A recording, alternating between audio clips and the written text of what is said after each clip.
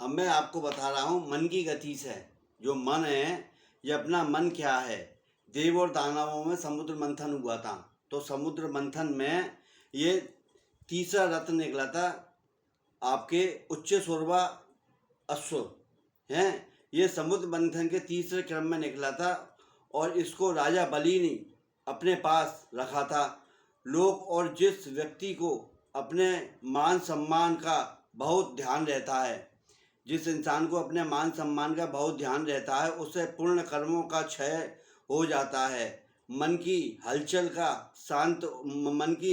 को शांत हो जाना ही भगवान साधना की निधि है। जैसे ही मन शांत हो जाता है, उसे सकारात्मक और परमार्थिक विचार उठने लगते हैं और जिससे लोक परलोक दोनों का कल्याण होता है। अश्व मन की गति का प्रतीक है। मन की गति को सबसे तेज मन माना गया है। यदि हमें अमृत रूपी परमात्मा को प्राप्त करना है, अगर हमको अमृत रूपी परमात्मा को प्राप्त करना है, तो अपने मन की गति को नियंत्रण करना होगा। यह मन ही मनुष्य को संसार के मोह सागर में डुबा देता है और यही मोक्ष के मार्ग की प्रशस्त करता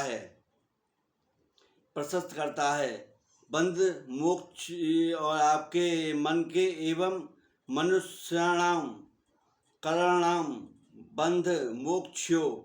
मन की स्थिरता की मंदराचल पर्वत है। मन की स्थिरता ही मंदराचल पर्वत है। प्रेम की डोर ही शेषनाग है और कच्छप रूप भगवान ही उसके आधार हैं। जो व्यक्ति प्रत्येक इंद्रियों से भगवान की भक्ति करता है, उसे भक्ति रूपी अमृत प्राप्त होता है। धर्म ग्रंथों में अश्व को इंद्रियों का रूप दिया गया है। मन का निरोध ही शाम है, इंद्रियों का निरोध ही दम है। देह गेह में आसक्ति ही मन है। देह गेह उपराम भक्ति ही सत्य है और सत्य ही ईश्वर है। जब तब व्यक्ति इंद्रियों का दास रहेगा, जब तक मनुष्य इंद्रियों का दास रहेगा, तब तक भगवत प्राप्ति के अमृत पान को वंचित रहेगा। जब तक दम्भ अम्ब रहेगा, तब तक भक्ति भाव नहीं कर सकता है। उच्च शोरवा अश्व को अनुराधिपति बलि ने तो ले लिया, किंतु वो अमृत से वंचित रहे। आत्मबोध की उपलब्धि संसार में जो लोग कीर्ति वैभव आदि को ही प्रमुख मानकर रहते हैं, कीर्ति वैभव आदि को ही प्रमुख मानकर जीते हैं, वह शाश्वत शांति को नहीं प्राप्त कर सकते। मानव जीवन भोग भोगने के लिए नहीं है। भगवत प्राप्ति रूपी अमृतपान का मोक्ष के लिए इंद्रियों को भोगने हुए सभी तृप्त नहीं होते हैं, क्योंकि ये इंद्रियों का भोग ऐसा है, ये कभी भी आदमी इससे तृप्त नहीं हो सकता। क्योंकि एक राजा अय्याति ने तो अपने पुत्र से लेके जवानी ही मांग ली थी। क्यों? उसकी भोगों से उनकी तृप्ति नहीं हुई थी।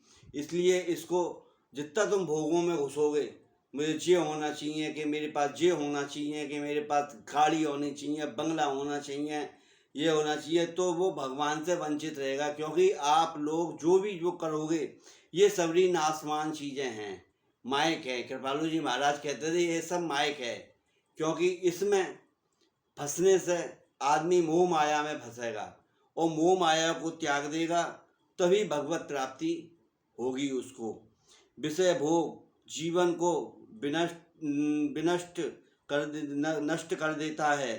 महाराज भर्तृहरि भोग से जब योग की ओर चले, तो उन्होंने लिखा, भोग या भुक्ता, भोगा ना भुक्ता, वय